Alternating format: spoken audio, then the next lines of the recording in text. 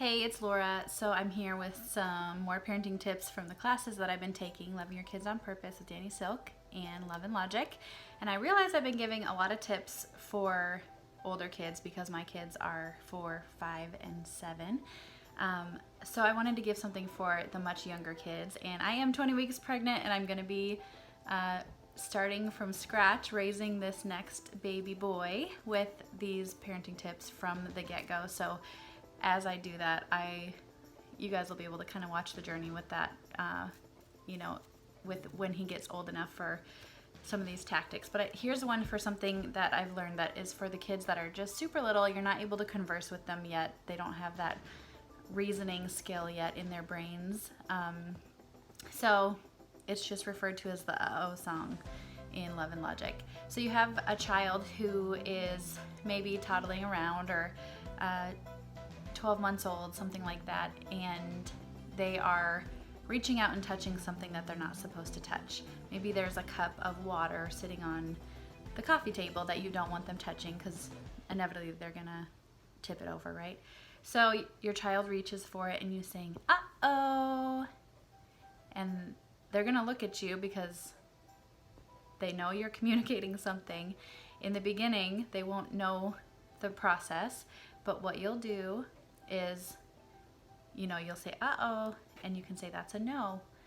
And if they reach for it again, you say, uh-oh, and then you can pick them up and put them in a high chair is a great place.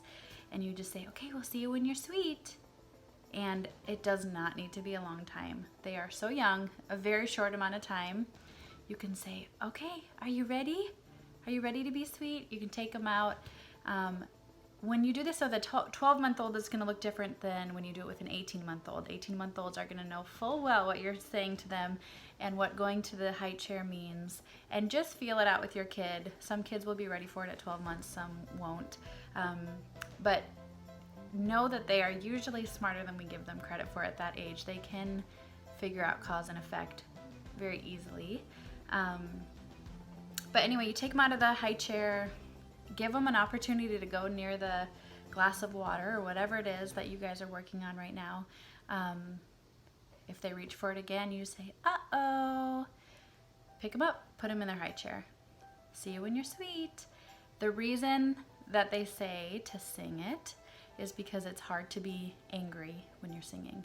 So, right, the whole goal is we don't want to be the parents who are like, stop touching the glass of water. Oh my gosh, I just told you that.